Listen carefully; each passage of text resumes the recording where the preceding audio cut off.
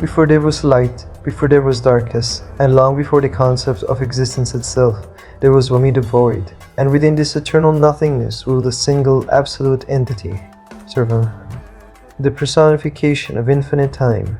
Imagine a universe without space, without stars, and without an end. For eons, Zurvan drifted in absolute solitude, but even a god of infinite time can grow weary of eternity. Zurvan desired a son, not just a successor, but a creator, a being of pure light who could craft a magnificent universe from the fabric of the void. To achieve this, the god of time did the unthinkable. He began a ritual, 1,000 years of absolute unbroken prayer and sacrifice to himself. But magic, even divine magic, demands absolute purity. No doubt, no hesitation. For 999 years, Zurvan's mind was a fortress of pure intent. But then, in the final moments of the final year, a whisper of a thought crept into the mind of God. What if my prayers are in vain? It was a fleeting shadow of doubt, a momentary lapse in a millennium of faith. But in the realm of the primordial, a god's doubt is a catastrophic force. That single cosmic blink of hesitation fractured reality forever. Zurvan did not give birth to one son, he gave birth to twins, bound by blood, but divided by destiny.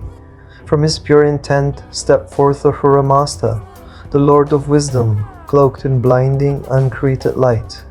But from his doubt clawed its way out Ahriman, the Fiend, a creature of pure malice, born from the darkest recesses of a god's mind. The cosmic balance was shattered before it even began. Good and evil were born in the exact same breath. Ahriman, born of darkness, tore through the womb of time to claim his birthright. He demanded to rule. But Zurvan, looking upon his twisted creation with sorrow and regret, knew that evil could not be allowed to reign unchecked. The god of time declared a cosmic decree, a treaty of 9,000 years. For the first 3,000 years, the cosmos would remain untouched by physical form. It would be the age of Manach, the spiritual realm. Ahura Mazda, using his supreme wisdom, began to shape the ideal universe. He did not build with stone or fire, he crafted with thought. He created the Amesha Spentas, 6 radiant immortal archangels, each representing a pillar of cosmic order, truth, good mind, holy dominion, piety, wholeness, and immortality. It was a universe of perfect symmetry, existing in a state of pristine, silent thought. A realm of pure light that knew no decay, no cold, and no sorrow.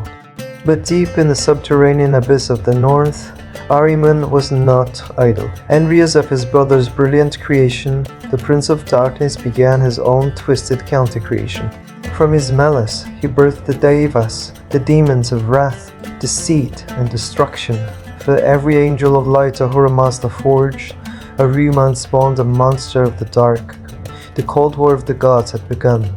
Knowing the spiritual war could last for eternity without resolution, Ahura Mazda made a strategic move. He decided to manifest the universe into the physical realm, the Age of Keteg. He created the material world in 6 glorious stages to entrap the darkness. First, the sky, hard as a diamond armor to protect the world. Second, the pure crystal waters. Third, the fertile earth. Fourth, the primordial vegetation. And finally, he placed 2 crown jewels upon this new earth. The first was Gavayavadata, the primordial wall, a magnificent glowing creature, white as silver and shining like the moon. He was the soul of all animal life. The second was Skayamart, the first man. He was not born of dust, but of pure light, radiant as the sun, standing tall and flawless on the riverbank of the world. For a brief window in time, the physical world was paradise. There were no mountains to climb, no oceans to drown in, no seasons of freezing cold.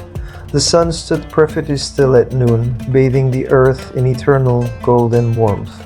But this perfect equilibrium was an intolerable insult to the Lord of Lies. When Ahriman peered through the cracks of the world and saw the beauty of the physical creation, he fell into a catatonic state of shock and rage.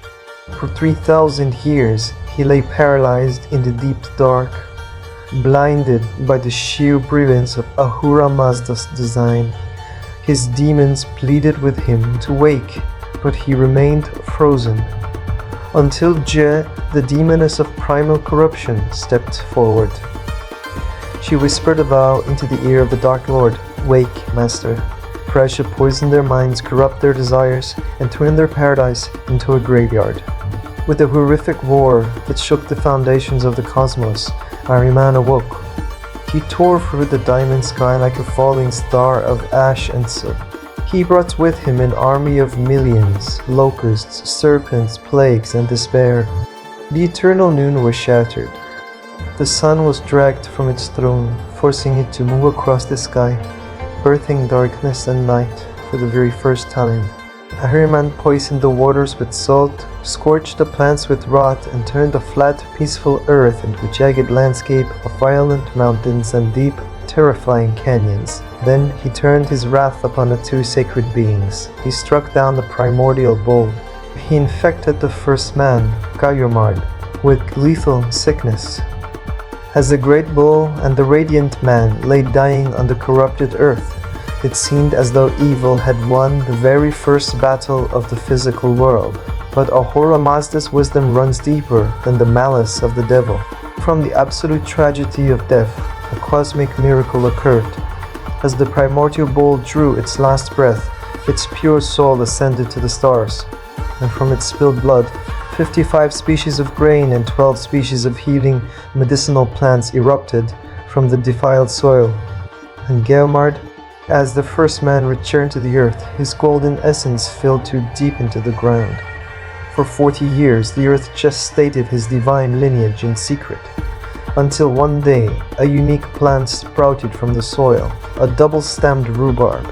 As the sun sheathed its leaves, the stems shifted, transformed, and separated into two distinct, breathing flesh and blood entities, Mashya and Mashyana, the Adam and Eve of ancient Persia.